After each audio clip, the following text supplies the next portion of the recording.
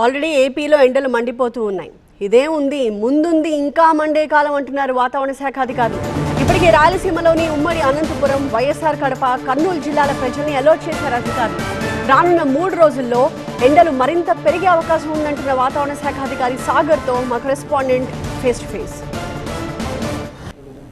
ఆంధ్రప్రదేశ్లో ఎండలు మండిపోతున్నాయి. ఇళ్లలోంచి ప్రజలు బయటకు రావాలంటేనే భయపడేటువంటి పరిస్థితి. అసలు రాష్ట్ర వ్యాప్తంగా ఉష్ణోగ్రతలు ఏ స్థాయిలో నమోదవుతున్నాయి? ప్రస్తుతం మనతో మాట్లాడడానికి అమరావతి వాతావరణ శాఖ అధికారి సాగర్ ఉన్నారు. సార్, అసలు రాష్ట్ర వ్యాప్తంగా ఏ జిల్లాలో అత్యధిక ఉష్ణోగ్రతలు నమోదవుతున్నాయి? ఎలా ఉంది అసలు వాతావరణ పరిస్థితి?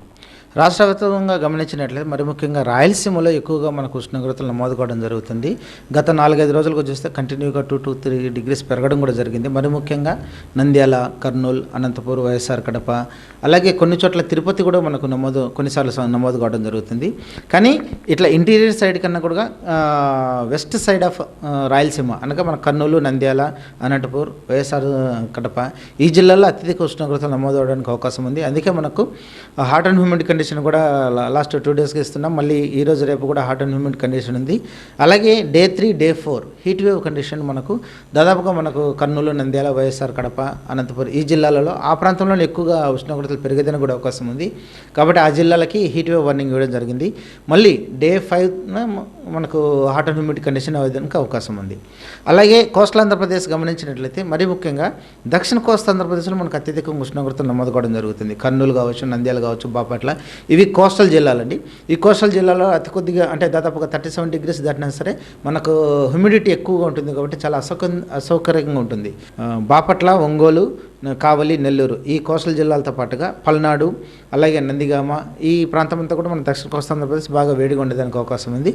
కాబట్టి ఈ ప్రాంతాల్లో మనకు హాట్ అండ్ హ్యూమిడ్ కండిషన్ ఇవ్వడం జరిగింది.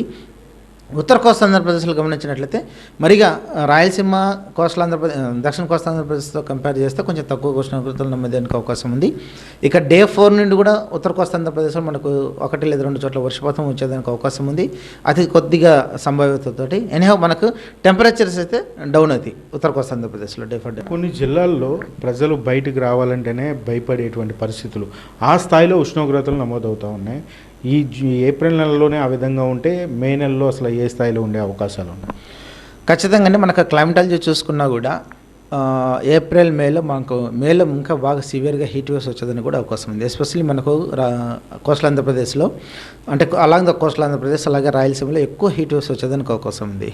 ఏప్రిల్లో ఏ విధంగా అయితే టెంపరేచర్ ఇప్పుడు మనం గమనిస్తున్నామో దాదాపుగా రాయలసీమలోని కొన్ని ప్రాంతాలు అలాగే దక్షిణ కోస్తా ఆంధ్రప్రదేశ్ ప్రాంతాల్లో బాగా ఉడికిపోతుంది. బాగా చాలా హీట్గా ఉంది. టెంపరేచర్స్ హైగా నమోదవుతున్నాయి.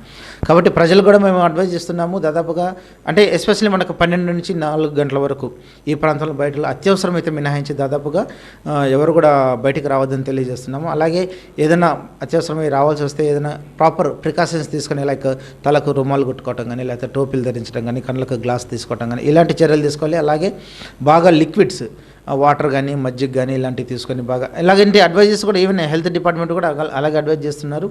ఈవెన్ స్టేట్ గవర్నమెంట్ కూడా అలాగే అడ్వైజ్ చేస్తుందండి. కెమెరామ్యాన్ సురేంద్రతో శివకుమార్, అమరావతి నుంచి.